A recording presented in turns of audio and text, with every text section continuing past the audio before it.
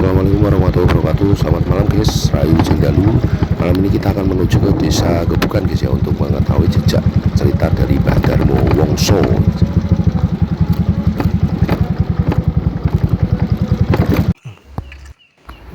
Oke guys, ini kita sudah sampai di desa Gebukan guys ya. Di sini motor kita taruh di salah satu rekan kita, yaitu tempatnya Mbah Ngateno. Ini kita berjalan menuju ke lokasi makam atau pepunden, salah satu pepunden di dusun Gebukan guys ya, yaitu Mbah Darmo Wongso guys ya. Kita sudah beberapa kali ke makam beliau, tapi sudah lama banget tidak ke makam beliau atau tidak ziarah ke makam beliau guys ya. Dan malam ini kita menuju ke makam beliau atau untuk mengunjungi dan berziarah ke makam beliau, serta untuk mengungkap cerita tentang siapakah beliau, yaitu Mbah Darmo Wongso guys ya. Walaupun kita di waktu yang lampau kita pernah mengungkap juga cerita beliau, bahwa beliau adalah sosok seorang senopati perang di era Mataram, khususnya itu antara Pajang dan Mataram. Jadi beliau adalah salah satu senopati perang yang tugas untuk mendampingi, yaitu Mbah Gandekan ya, atau seorang diplomat ya, atau utusan dari raja, khususnya itu Panembahan Senopati, atau raja dari Mataram Surakarta guys ya, itu untuk ziarah atau mengunjungi, yaitu tempat dari Mbah Hasan Munati di Nyatnyono guys ya. Beliau adalah yang mengawal ketika masa itu. Jadi banyak cerita tentang beliau, nanti kita akan ke sana untuk mengetahui jejak cerita tentang yaitu Mbah Darmo Wongso guys ya. Karena ada beberapa versi juga untuk cerita dari Mbah Darmo Wongso, karena beliau adalah salah satu leluhur yang memang memiliki salah satu kemampuan, yaitu di bidang ilmu peperangan dan ilmu kanuragan guys ya. Ini kita sudah masuk ke area jalan menuju ke makam Mbah Darmo Wongso. Alhamdulillah ini dengan swadaya jalannya sudah berhasil dicor guys ya. Jadi ini kita melewati perkebunan kopi, kopi guys ya. Jadi dulunya di area sini juga pemakaman umum guys dulunya, cuman setelah berkembangnya zaman kemudian berubah menjadi perkampungan warga, juga menjadi dusun guys ya. Itu di depan adalah makam beliau, itu Mbah Darmo Wongso guys ya. Jadi malam ini kebetulan malam Jumat guys ya, ini malam Jumat. Tak kira bangun iki sedino tulis setengah hari rampung. Di jalannya kalau dari kita lokasi tadi rumah rekan kita itu sekitar 200 meteran, ada kalau nggak 300 meter untuk menuju ke makam beliau guys ya.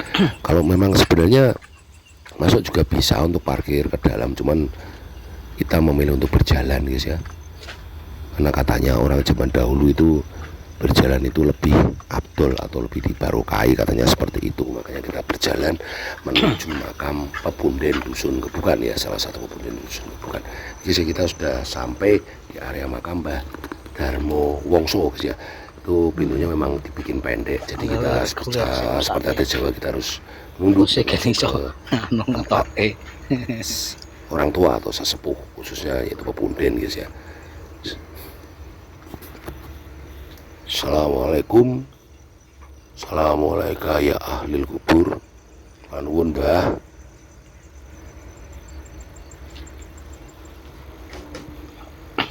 Jadi itu di depan ada Mbah Ahmad. Ini sih kita sampai di lokasi makam Mbah Darmo Wongso guys. Ini adalah salah satu tanaman kemuning yang sudah lama, cuman sering dipotong juga guys ya. Dan area makamnya sangat jauh juga ya, sebenarnya lumayan dari tempat penduduk karena berada di lokasi perkebunan.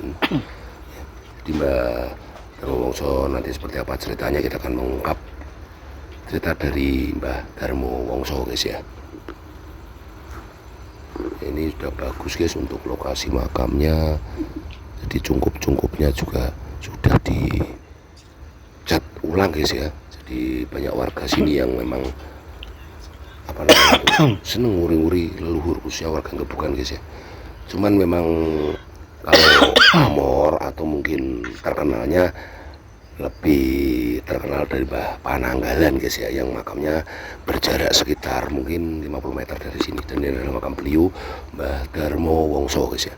Nanti kita akan coba mengungkap jejak cerita tentang siapakah Mbah Darmo Wongso ya, walaupun kita di kemarin-kemarin pernah kesini mungkin beberapa bulan yang lalu guys ya, cuman ini kita pengen lagi kesini untuk mengetahui cerita lagi tentang Mbah Darmo Wongso siapa, seperti itu guys ya.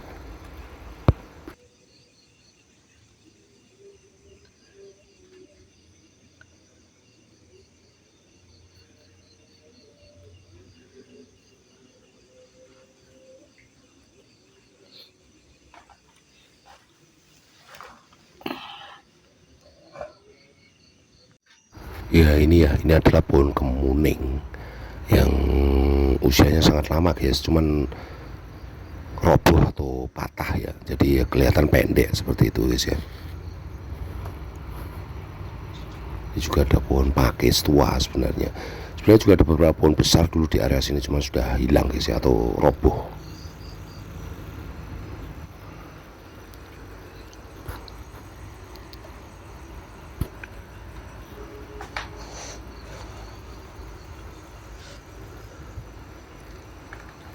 Di sini ada dua makam, yaitu yang diyakini adalah Mbah Darmo Wongso bersama Mbah Nyai guys ya. Cuman untuk sejarah baku tentang siapakah beliau tidak diketahui guys ya.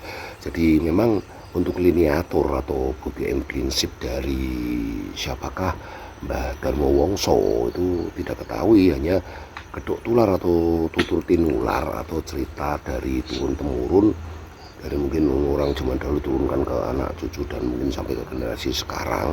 Cuman untuk lagunya seperti apa tidak ada yang tahu guys, cuman ada beberapa versi juga, dan ada beberapa yang meyakini juga bahwa Mbah Darmo Wongso lebih tua daripada Mbah Pananggalan. Ada yang kata Mbah Darmo Wongso adalah seorang yang dulunya berasal dari daerah mana seperti itu. Dan kita mencari dengan jejak cerita yang kita dapatkan sendiri guys ya, walaupun nanti kita mohon maaf kalau ada perbedaan dalam pendapat yang selama ini diyakini oleh masyarakat guys ya. Guys ya, kita akan mencari jejak cerita dari Mbah Darmo Wongso guys ya.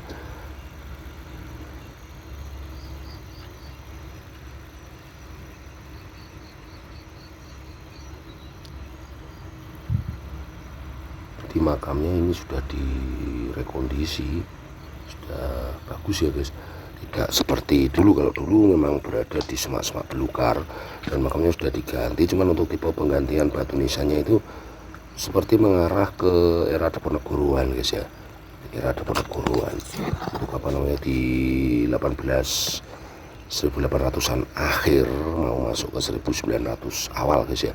Cuman ya tidak jadi masalah karena tidak diketahui tentang siapakah beliau, makanya mengacu ke mungkin beliau adalah seorang pejuang yang dulunya adalah pengikut dari Diponegoro, mungkin seperti itu juga ada guys ya. Tapi kita berpendapat karena kita pernah kesini juga, jadi kita berpendapat bahwa beliau adalah seorang pengawal dari Gandekan atau diplomat yang disuruh oleh Panembahan Senopati. Kita bercerita saja tentang sejarah dari Darmo Wongso guys ya. Mbah Darmo Wongso itu di era itu sekitar 1500 sekian sampai 1600-an sekian. Beliau dulu mengawali yaitu dari kerajaan Pajang guys, karena beliau dulu termasuk prajurit senior dari Sultan Hadiwijaya di masa itu ya guys ya. Sultan Hadiwijaya kemudian beliau setelah Pajang menyerah kepada atau diambil alih oleh Mataram Islam, khususnya itu Panembahan Senopati, Mbah Darmo Wongso itu dilantik menjadi seorang senopati perang ya, senopati perang, dan memimpin di beberapa pertempuran dan perluasan wilayah juga di daerah Jawa khususnya ya. Nah, beliau juga pernah disuruh ke daerah Jawa Timur untuk memimpin ekspedisi ke Jawa Timur, cuman belum secara sepenuhnya menaklukkan yaitu daerah Jawa Timur guys. Makanya ini dalam sejarah bahwa Jawa Timur adalah salah satu daerah yang tidak bisa ditaklukkan secara mutlak oleh kerajaan Mataram Islam guys ya. Jadi hanya mungkin secara perekonomian, tapi untuk secara kekuatan penuh khususnya daerah Surabaya, kemudian Blitar, kemudian Bugel dan sebagainya itu kayak tidak 100% ditaklukkan oleh pasukan Panembahan Senopati atau pasukan Mataram Islam guys ya. Jadi kalau kita menelusuri sejarah, memang di Panembahan Semarang itu ada nama-nama gelar yang diberikan kepada anak dan mungkin juga orang-orang penting di masa Mataram Islam. Itu ada Pangeran Puger, Pangeran Blitar, kemudian ada lagi Pangeran Surabaya atau juga mungkin Pangeran mana guys ya, pokoknya nama-nama di daerah Jawa Timuran guys ya, yang memang tidak bisa ditaklukkan secara sepenuhnya oleh Mataram Islam. Jadi Mbah Darmo Wongso ini guys dulunya adalah seorang senopati perang yang disuruh untuk mengawal seorang gandekan atau diplomat yang ditugaskan untuk menjalin mungkin ya hubungan religi atau hubungan secara keagamaan dengan yaitu daerah Nyatyono, khususnya itu Mbah Hasan Munati guys ya. Kemudian beliau mengawal sana, dan sayang sekali untuk makam dari diplomat atau dari gandekan itu makamnya berada di Bungan guys ya, malahan seperti itu. Kemudian setelah sampai di Nyatyono, di situ beliau bertemu langsung dengan Mbah Hasan Munati, yaitu Mbah Darmo Wongso ketika itu.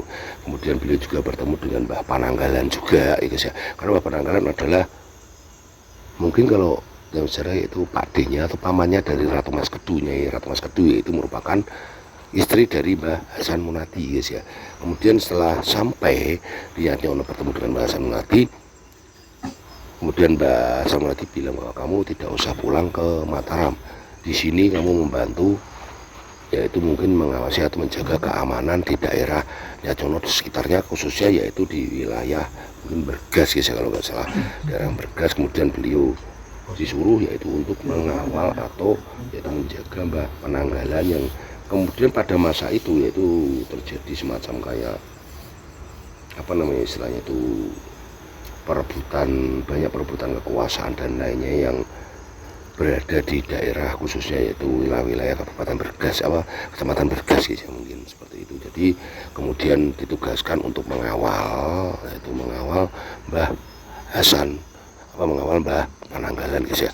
Kemudian di masa transisi itu karena sudah selesainya permasalahan tambah Hasan Munati yang diajar tuntai jadi sudah aman, kemudian Mbah Pananggalan setelah selesai menjalankan tugasnya di daerah Nyatyono, kemudian beliau menetap di Gebukan dan mendirikan sebuah pesantren kecil di Gebukan, dan kemudian beliau setelah selesai menyerahkan tampuk kepemimpinan atau untuk menjaga wilayah Gebukan dan sekitarnya itu kepada Mbah Darmo Wongso. Kemudian Mbah Pananggalan meninggalkan Gebukan dan kembali ke daerah Tuban guys ya.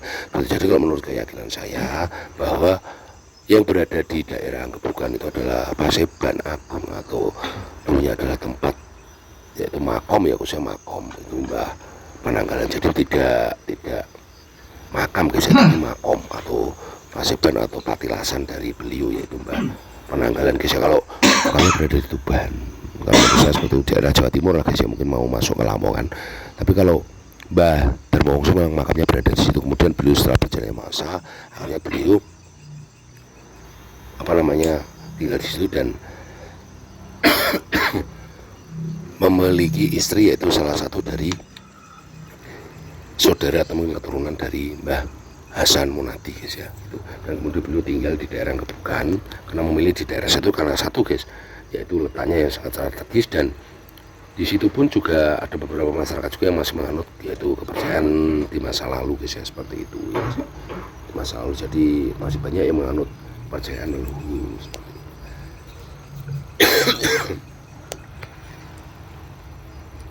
Jadi kemudian sampai akhir hayat Mbah Darmo Wongso di situ, dan beliau banyak memakarsai yaitu adanya mungkin semacam kayak wayangan, kemudian tradisional apa kesenian tradisional banyak banget ya. Kemudian ada tradisi merti susun dan berdirinya pasar yang agak modern itu yang sekarang menjadi yaitu Abdeling atau tempat pengolahan karet dan pala yang berada di Gebukan guys ya. Itu dulu adalah pasar. Jadi Gebukan itu adalah salah satu daerah yang paling tua guys ya dari peradaban, karena banyak peninggalan-peninggalan Hindu khususnya di Mataram kuno atau sebelum Mataram kuno yaitu Kalingga itu berpusat di Gunung Ngaran atau Karurungan dan mengarah ke utara yaitu sampai daerah Gebukan, kemudian sampai ke Langansari dan lainnya guys ya. Jadi masih banyak peninggalan-peninggalan di masa era lalu atau era klasik kuno, yaitu adanya lingga patok dan beberapa komponen atau bagian-bagian dari candi yang tapi sayang guys ya, bagian-bagian itu yang kita temui hanya mungkin lingga, yaitu di dekat masjid itu di daerah Kabupaten. Kemudian ada juga yang sebenarnya banyak yang terkubur di bawah bangunan masjid itu guys ya, karena dulunya ketika setelah eranya Mataram kuno kemudian masuk ke era kewalian itu digunakan oleh Mbah Penanggalan sebagai yaitu tajuk atau musola di situ. Kemudian kalau yang dikatakan sekarang sebagai makam itu dulunya adalah tempat untuk mengajar ngaji atau bersiar seperti itu.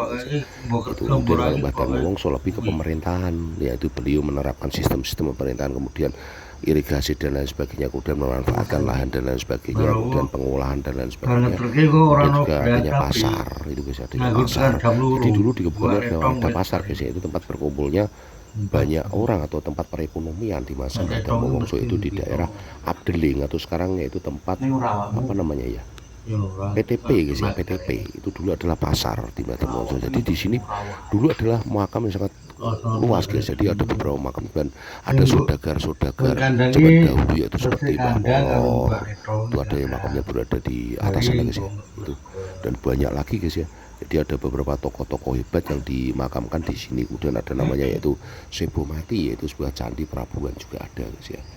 Jadi memang untuk Gebukan ini adalah pusat dari kebudayaan di masa silam guys ya. Itu cuman tinggal sekarang adakah yang nguri-nguri tentang sejarah dari Gebukan, kemudian asal muasal Gebukan itu gimana.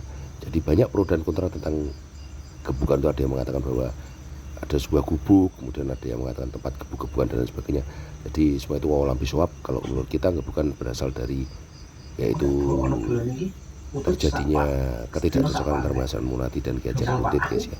Itu jadi Mbah Darmo Wongso adalah salah satu, kalau saya pikir ada seorang Gembang pertama di daerah Gebukan ini, karena Gebukan adalah sebuah kelurahan guys yang dulunya adalah pusat dari perekonomian, pemerintahan dan lain sebagainya. Itu diawali dari masa Kalingga guys ya, sampai di masa era Mataram Islam dan sampai ke masa era kolonial juga guys ya itu.